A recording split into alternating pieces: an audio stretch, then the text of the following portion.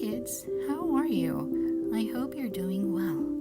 Today I'm going to tell you a story about a naughty bunny who doesn't like to listen and loves to play. The story you're about to listen to is entitled The Tale of Peter Rabbit. Are you ready? Once upon a time, there were 4 little rabbits, and their names were Flopsy, Mopsy, Cottontail, and Peter. They lived with their mother in a sandbank underneath the root of a very big fir tree. "Now, my dears," said old Mrs. Rabbit one morning, "you may go into the fields or down the lane, but don't go into Mr. McGregor's garden. Your father had an accident there.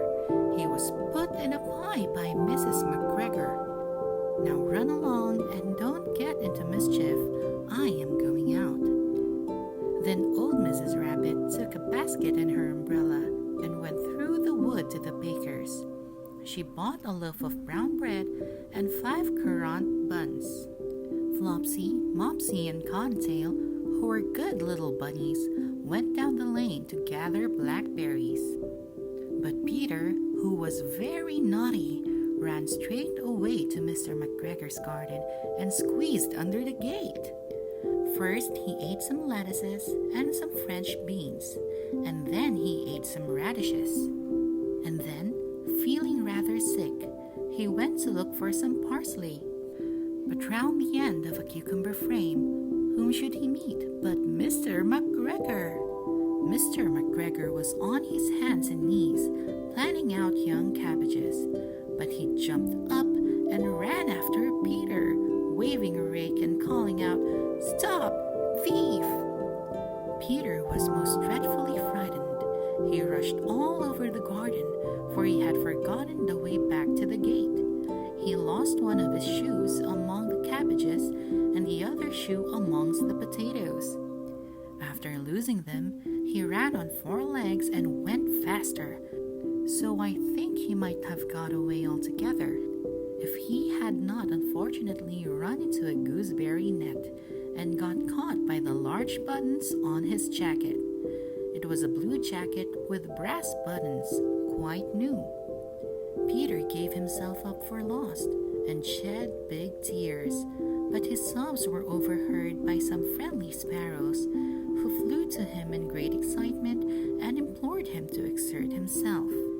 Mr. McGregor came up with a sieve, which he intended to pop upon the top of Peter, but Peter wriggled out just in time, leaving his jacket behind him, and rushed into a tool shed and jumped into a can. It would have been a beautiful thing to hide in if it had not had so much water in it. Mr. McGregor was quite sure that Peter was somewhere in the tool shed, perhaps hidden underneath a flower pot. He began to turn them over carefully, looking under each. Presently, Peter sneezed. "Kerchoo!" Mr. McGregor was after him in no time, and tried to put his foot upon Peter, who jumped out of a window, upsetting 3 plants.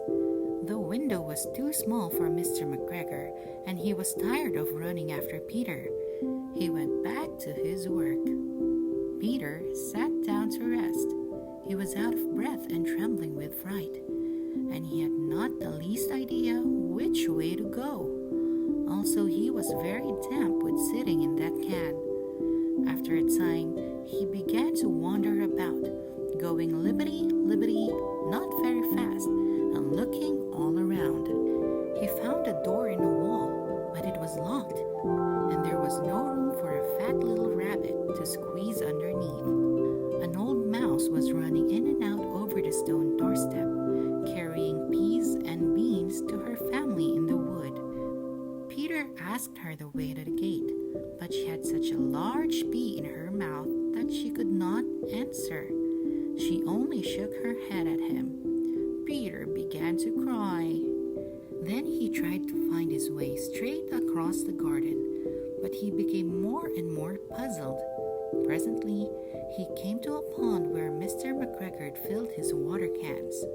A white cat was staring at some goldfish, She sat very, very still, but now and then the tip of her tail twitched as if it were alive. Peter thought it best to go away without speaking to her. He had heard about cats from his cousin, little Benjamin Bunny. He went back towards the tool shed, but suddenly, quite close to him, he heard the noise of a hoe. Scratch, scratch, scratch. Peter scuttered underneath the bushes, but presently, as nothing happened, he came out and climbed upon a wheelbarrow and peeped over. The first thing he saw was Mr. McGregor hoeing onions. His back was turned towards Peter, and beyond him was the gate. Peter got down very quietly off the wheelbarrow and started running as fast as he could go, along a straight walk behind some blackcurrant bushes. Mr. McGregor caught sight of him at the corner, but Peter did not care. He slipped underneath the gate and was safe at last in the wood outside the garden. Mr. McGregor hung up the little jacket and the shoes for a scarecrow to frighten the blackbirds.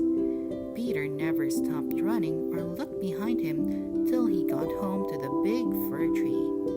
He was so tired that he flopped down upon the nice, soft sand on the floor of the rabbit hole and shut his eyes. His mother was busy cooking. She wondered what he had done with his clothes.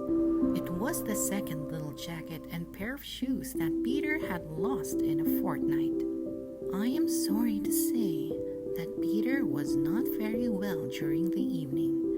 His mother put him to bed and made some chamomile tea, and she gave a dose of it to Peter, 1 tablespoonful to be taken at bedtime. But Flopsy, Mopsy, and Cottontail had bread and milk and blackberries for supper. Yum!